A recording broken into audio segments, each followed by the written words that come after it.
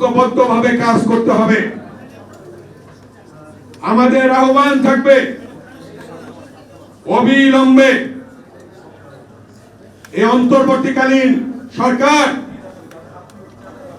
প্রয়োজনীয় সংস্কার দ্রুত সমাপ্ত করে একটি জাতীয় নির্বাচন অনুষ্ঠান করা এবং সেই নির্বাচনের মধ্য দিয়ে নির্বাচিত সরকার আসবে, সেই সরকার এ দেশ পরিচালনা করবে।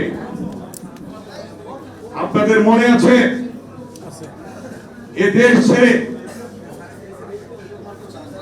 ছেড়ে পালাতে বাধ্য হয়েছে প্রেসিডেন্ট হাসিনা। একদিন আগেও যে বলেছিল যে শেখ মুজিবের মেয়ে পালায় না, কিন্তু আমরা কি দেখলাম একদিন পরে দৌড়ে গিয়ে পালিয়েছে। অতএব পলাতক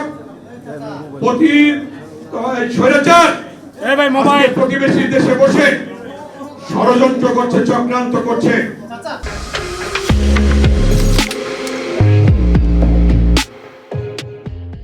আজকে বাংলাদেশের জনগণ ঐক্যবদ্ধভাবে এই পতিত স্বৈরাচারের ষড়যন্ত্র মোকাবেলা করে আগামী দিনে একটি নির্বাচন দেবে এবং নির্বাচন আদায় করবে, এটাই আজকে সকলের শপথ।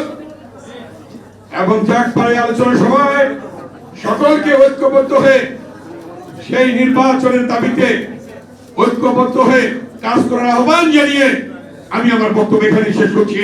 আল্লাহ হাফেজ। বাংলাদেশ জিন্দাবাদ, চাকপা জিন্দাবাদ।